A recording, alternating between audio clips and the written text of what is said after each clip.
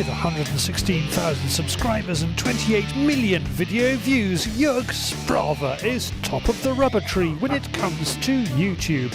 This mild-mannered man-mountain has catapulted slingshots into a new age, making the most extraordinary contraptions, all designed to hurl hard and sharp stuff at targets with varying degrees of accuracy. I love fairy tales. He has even caught the eye of Hollywood producers. Violence, cannibalism. He was asked to help the online PR campaign to launch the new Hansel and Gretel movie. The brief: to come up with a device to kill witches.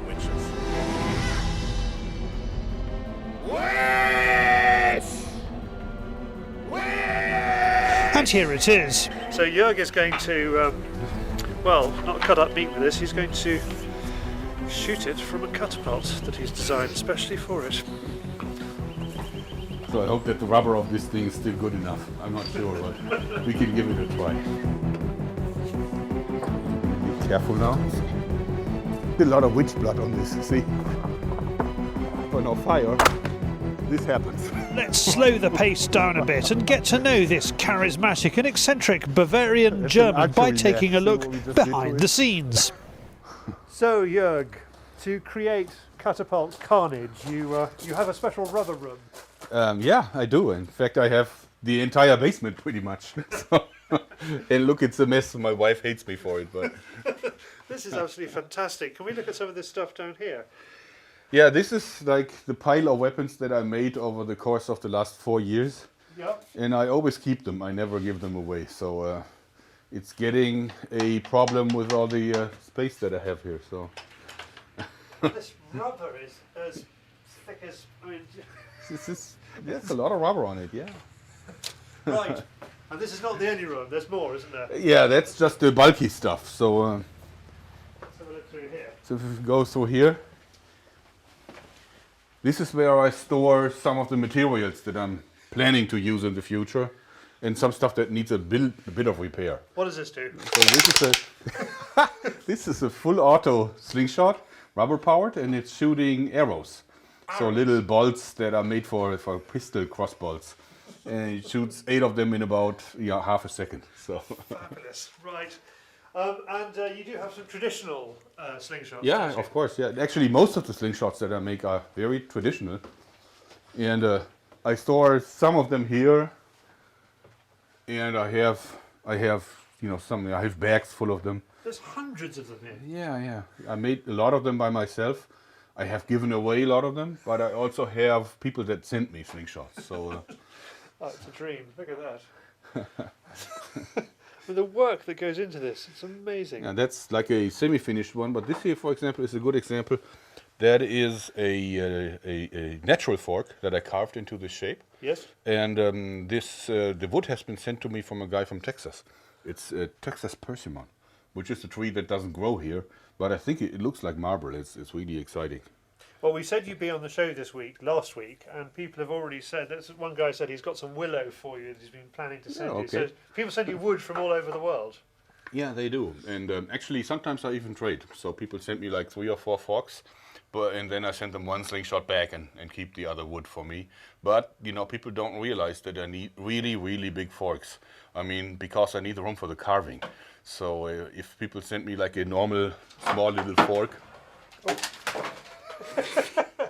It's the cat for the catapult. Yeah.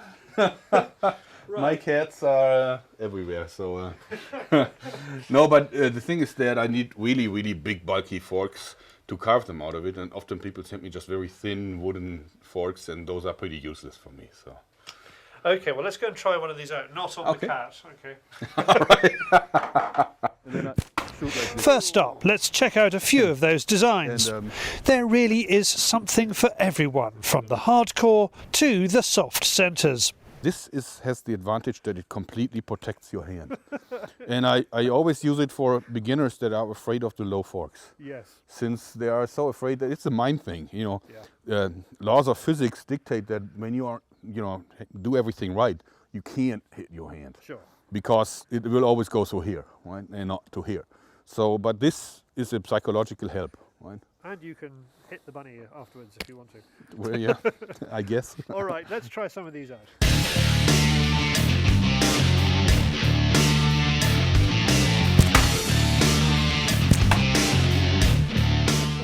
As well as hundreds of different catapult designs, Joerg has come up with a few different styles of shooting your projectile of choice too, from the Just William way to the gangster sideways action, also known as full butterfly. Okay. Okay, and I'm going to go all the way back to this. If you can, yeah. At the moment, all I care about is not breaking my thumb. Take my face off. Ow!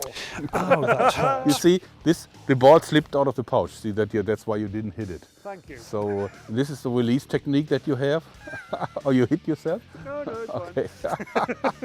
So what you? Oh, you hit your thumb. Okay. fine. Only a little bit.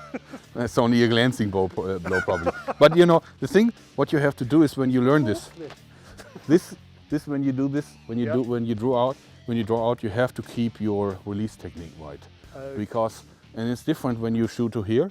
You know, but when you're here, your fingers are in an awkward position. Yes. So what I usually do is I twist them around 90 degrees. Can you show me okay. that? Yeah. So when I put a ball in the pouch, like here, it would be very natural. Yes. But if you draw it in full, this becomes very unnatural. Okay. So what I do is I turn them around 90 degrees, which obviously doesn't do anything. So you see, yes. So I think it's much more comfortable this way, right? Joerg makes all of them look easy, which is probably why he has a chest girth in the 50s while mine sits in the 30s. That's my excuse, and I'm sticking with it. The forces generated by Joerg's slingshots are huge. That's all thanks to the wonder that is rubber. He is fascinated by its properties and tries to convince me that it's a gas. Yes, it is a gas. So I can show it to you. So Rubber is not a gas. Rubber if you take this piece of rubber and you take your upper lip, because this is a very sensitive part of your body, heat sensitive, and you put it against your upper lip. It's pretty cold because it's cold outside. Now if you stretch it out to the max, just a little piece, just a shorter piece, just as short as possible, draw it out and immediately hold it against your lip. Oh, you're feeling it's warm. Yes. Now relax it again and feel it again. It's cold again. Right? So this is what happens. Rubber stores the energy thermally.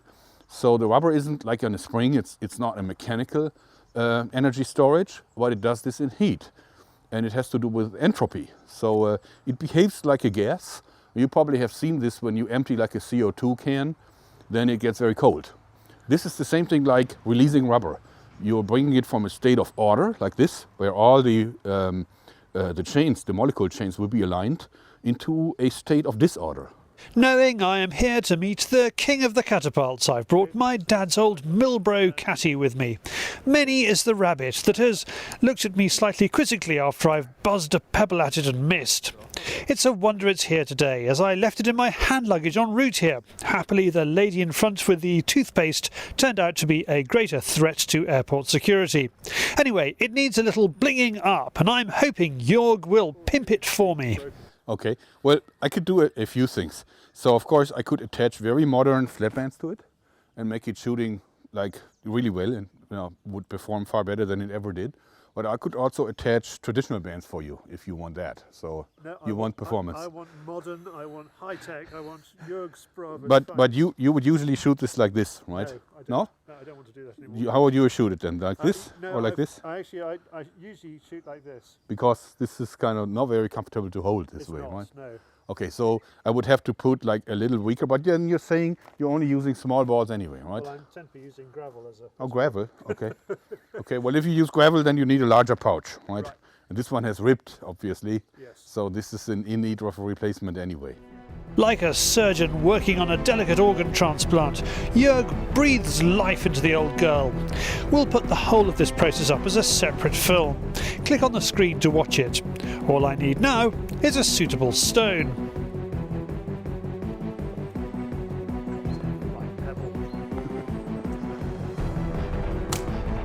Oops. Yeah. Beautiful. Mm-hmm. Joerg is a YouTube phenomenon. This man's incredible engineering brain continues to develop new ways of chucking stuff at high velocity into the air. And that's why he is so popular. I'm just glad I'm not his gardener.